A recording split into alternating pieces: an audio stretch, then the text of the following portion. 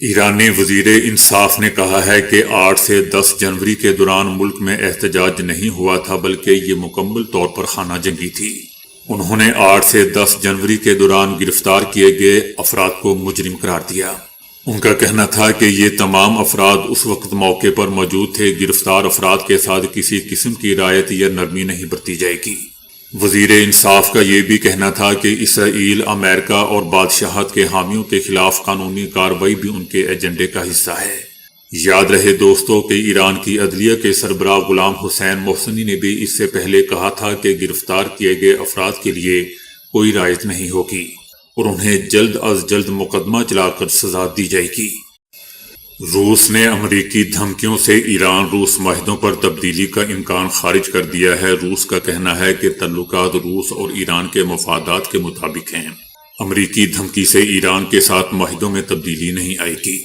روس کا کہنا ہے کہ اپنے رویے سے امریکہ ان قوانین کو نظر انداز کر رہا ہے جن کو اس نے خود فروغ دیا تھا۔ گلوبلائزیشن کا نام دیا، امریکہ اپنے اصولوں کی پاسداری نہیں کر رہا۔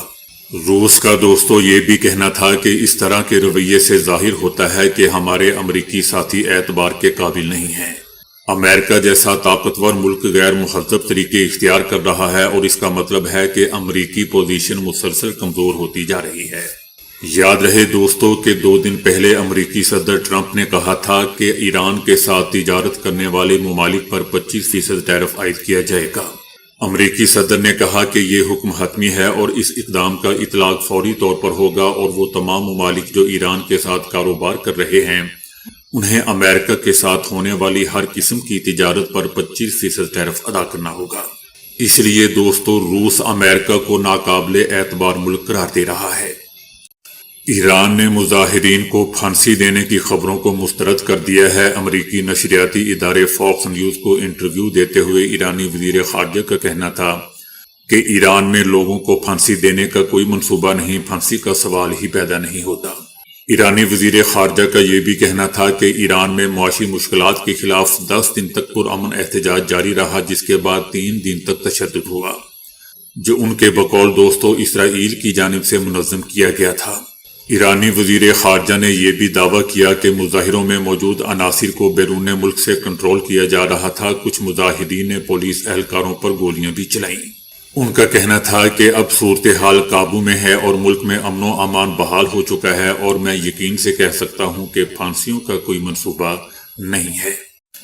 برطانوی میڈیا نے ایران پر امریکہ کے ممکنہ حملے سے متعلق بڑا دوستو دعویٰ کیا ہے۔ برطانوی میڈیا نے مغربی فوجی حکام کے حوالے سے دعویٰ کیا کہ تمام اشارے ہیں کہ ایران پر عن قریب حملہ ہونے والا ہے اور یہ فوجی کارروائی آئندہ 24 گھنٹوں میں بھی کی جا سکتی ہے اور اگلے 5 منٹ میں بھی۔ مغربی فوجی حکام کا کہنا ہے کہ غیر متوقع پن امریکی حکمت عملی کا حصہ ہے۔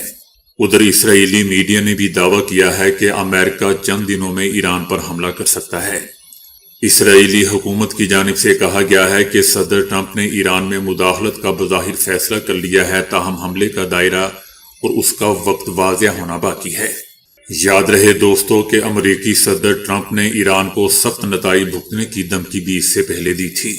امریکی حملے کے خدشے کے پیش نظر جو کہ میں پہلے بھی بتا چکا ہوں کہ اسپین، پولینڈ اور اٹلی اور بھارت سمیت دیگر ممالک نے اپنے شہریوں کو ایران فوری چھوڑنے کی ہدایت کر دی ہے، جبکہ مشرق وسطی میں امریکی ایئر بیسز سے امریکی فوجیوں کا بھی انخلاء شروع ہو چکا ہے۔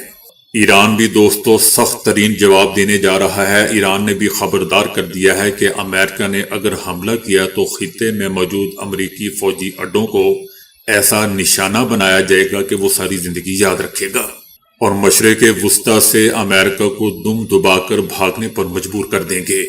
انشاءاللہ ہم آنے دنوں میں امریکہ کو سرپرائز دیں گے۔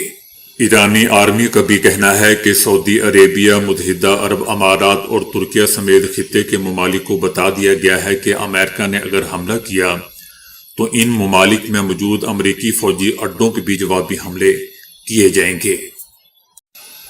امریکہ نے وینزویلا کا تیل باضابطہ طور پر دوستو بیچنا شروع کر دیا ہے۔ امریکی حکومت کا کہنا ہے کہ وینزویلا کے تیل کی $500 ملین کی پہلی باضابطہ فروخت مکمل کر لی گئی ہے اور تیل کی مزید فروخت آئندہ دنوں میں متوقع ہے۔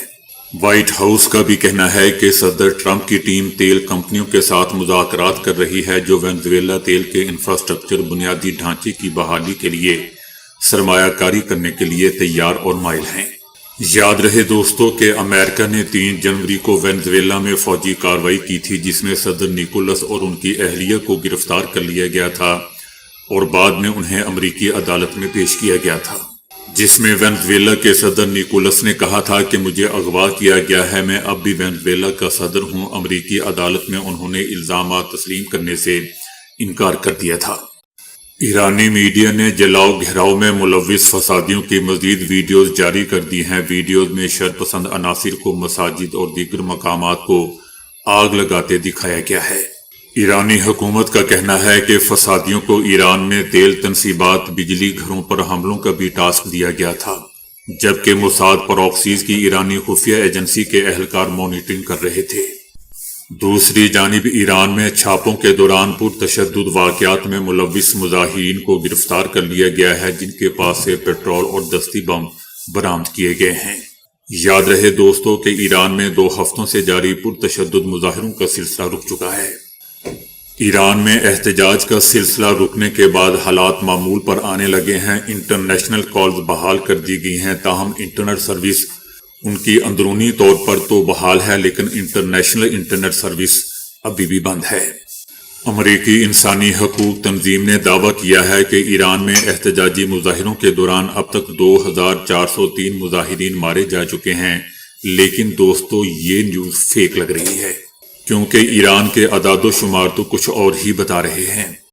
امریکی میڈیا نے صدر ٹرمپ کی جانب سے ایران پر زوردار حملے کا امکان ظاہر کیا ہے۔ امریکی میڈیا کا کہنا ہے کہ صدر ٹرمپ ایران پر زوردار اور فیصلہ کن حملہ چاہتے ہیں اور وہ طویل جنگ کی بجائے مختصر لیکن فیصلہ کن کارروائی چاہتے ہیں۔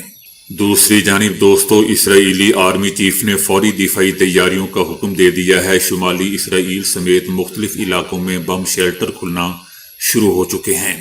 اسرائیل توقع کر رہا ہے کہ امریکہ ایران پر حملوں سے پہلے وارننگ دے گا۔ اس کے علاوہ جرمن ایئر لائن نے بھی اسرائیل کے لیے رات کی پروازیں بند کرنے کا فیصلہ کر لیا ہے جو 19 جنوری تک بند رہیں گی۔ ایران میں سیکیورٹی صورتحال کے سبب امریکہ کے بعد اب اسپین، پولینڈ اور اٹلی نے بھی اپنے شہریوں کو ایران فوری چھوڑنے کی ہدایت کر دی ہے۔ ایران میں تقریباً 600 اطالوی شہری موجود ہیں جن میں سے اکثریت دارالحکومت تہران میں مقیم ہیں۔ برطانیہ نے بھی ایران سے اپنے تمام سفارتی عملے کو ملک سے باہر نکال لیا ہے، جبکہ ایران سے برطانوی سفیر کو بھی واپس بلا لیا گیا ہے۔